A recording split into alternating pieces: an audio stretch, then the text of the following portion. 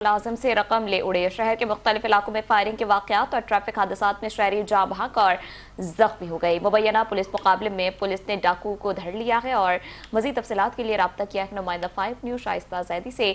जी शाइस्ता, क्या तफसीलात हैं, आगाह कीजिएगा।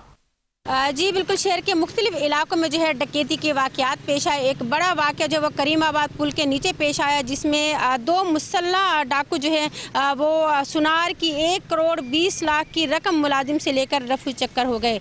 पुलिस का कहना है कि सुनार की नाअहली के बायस और लापरवाही के बायस जो है ये वाकया पेश आया। सुनार का जो मुलाजिम था वो अपनी मोटरसाइकिल की टैंकी पर इतनी बड़ी रकम लेकर जो है वो बैंक से आ रहा था कि पुल के नीचे डाकुओं ने उसको घेर लिया और असले के जोर पर उसको लूट मार का निशाना बनाया।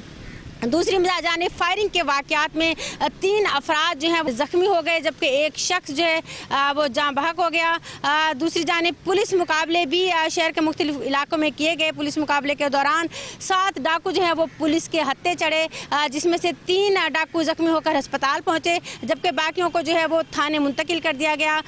तमाम डकैतों के खिलाफ मुकदमे दर्ज करके कानूनी कार्रवाई का आगाज़ कर दिया गया है और लूट मार करने वाले डकैतों की तलाश जारी है और ज़ख्मी अफराद को भी अस्पताल मुंतकिल करके उनका भी इलाज मुआवजा किया जा रहा है।